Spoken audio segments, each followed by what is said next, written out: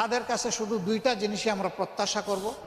Number one, কেউ নিজে দুর্নীতি করবেন না এবং দুর্নীতিকে কোনোভাবে প্রশ্রয় দেবেন না। নাম্বার টু, আমরা চাইব সকলের জন্য বিচার সমান এবং নিশ্চিত করতে।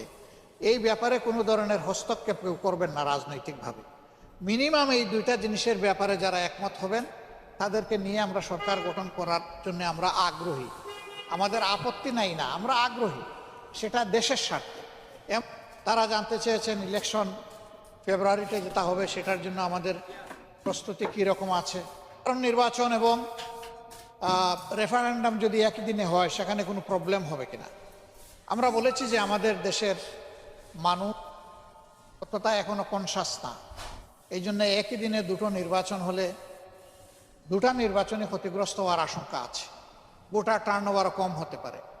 এই সমস্ত কারণ সামনে রেখেই আমরা বলেছিলাম দুটো নির্বাচন